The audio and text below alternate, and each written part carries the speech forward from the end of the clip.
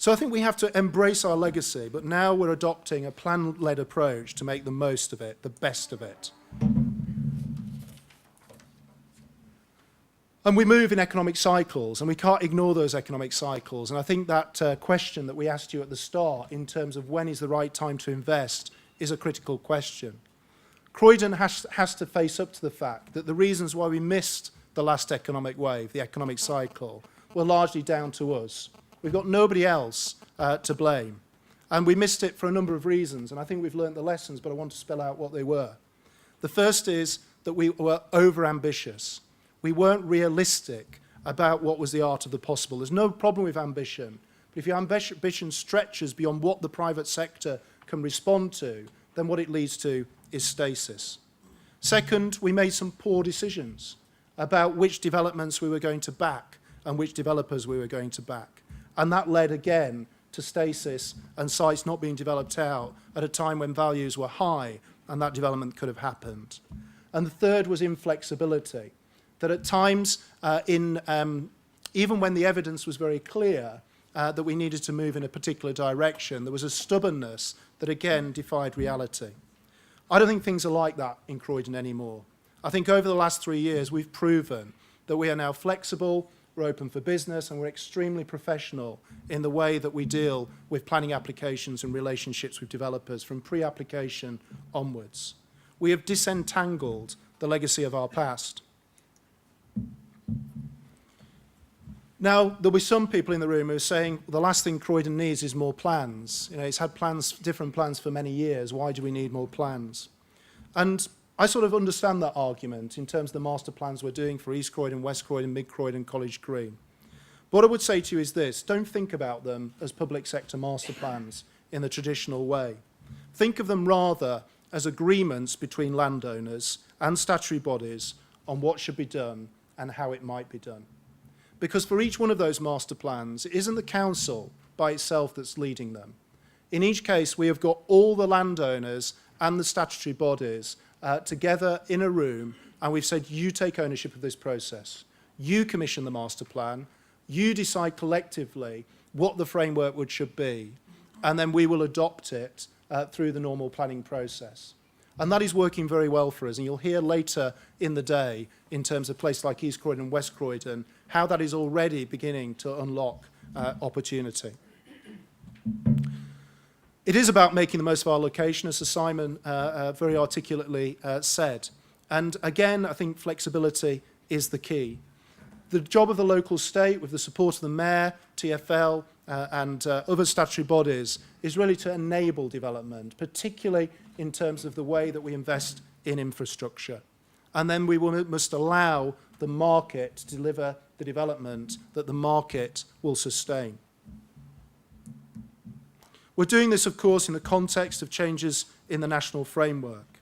A new partnership with the Mayor, strengthened by the commitment to the Opportunity Area Planning Framework, which I will introduce at the end.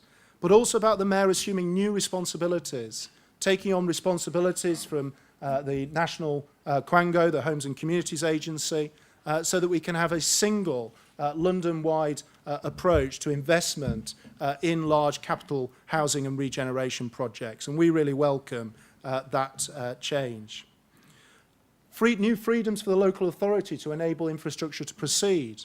And we will be making maximum use of the new borrowing options that were talked about in the Local Growth White Paper by Vince Cable and Eric Pickles just a few weeks ago. We will embrace tax increment financing. We will embrace greater flexibility that we expect to come in terms of utilisation of local business rates. We will embrace community infrastructure funding. And we will, of course, benefit from the New Homes Bonus Scheme and look for opportunities to recycle some of that dividend back into more improvements in infrastructure and public realm.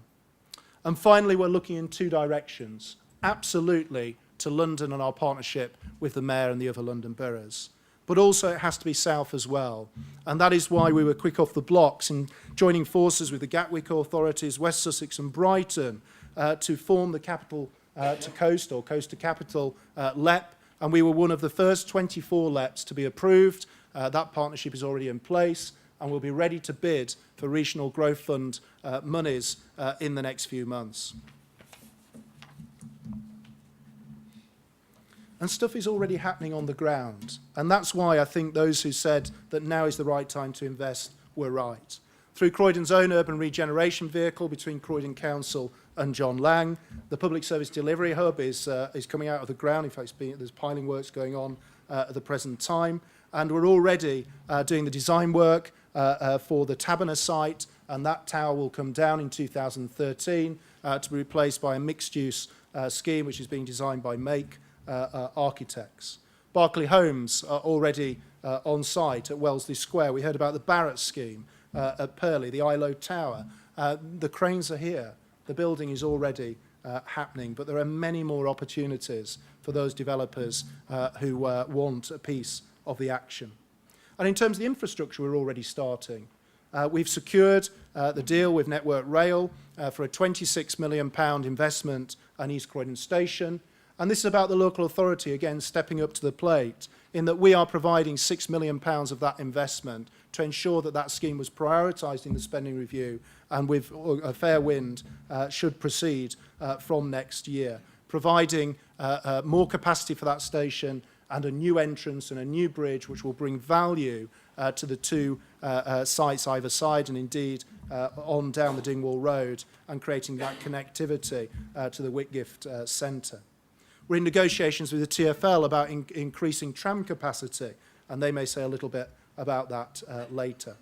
And last night at our Cabinet, the Cabinet approved our own capital strategy, which will see a long-term commitment in additional capital spending in infrastructure, public realm and transport by the Council itself, including investment in the town centre, but also the full refurbishment, well, it's more than that, it's the remodelling, really, of the Fairfield halls over the period from 2012 to 2015. So finally, why will things be different this time? Well, I think the level of ambition is there, but now we're more realistic about what can be delivered. We're less arrogant in saying that we know best, and instead are saying to the market, you tell us what the art of the possible is, and we will help you by enabling that development to happen. We're also more in touch, I think, in terms of the relationship with local residents and using the relationship through ward members to have that dialogue so that we don't waste time, but rather we try to move together forward in consensus. We do now have a robust and integrated planning framework. All the pieces are in place or almost in place in terms of core strategy, transport plan, infrastructure plan, master plans. Missing ingredient is your opportunity area planning framework, but that will now be moving forward to create that core planning relationship between the London plan and our core strategy for our town centre. We're embracing a new national framework. We think it provides opportunities for Croydon. For example, in terms of the changes in affordable housing funding, the reduction in subsidy will mean that rents are allowed to rise to take the strain. That will actually help in terms of the viability of some of the Croydon schemes that have been underwater for the last few years, but it will change the dynamic in terms of Section 106 agreements, and we will be very flexible in terms of having those discussions with individual developers. We have our own vehicle in terms of Curve to do the work that maybe the private sector by itself is not ready to do in terms of risk, but on a shared 50-50 model, sharing risk and reward between public and private sector, it means that we can make an earlier start. And that has been brilliant for keeping us going during the recession. So we're well placed for the upturn, and maybe even in a certain sort of light, we could even be sexy. Thank you very much.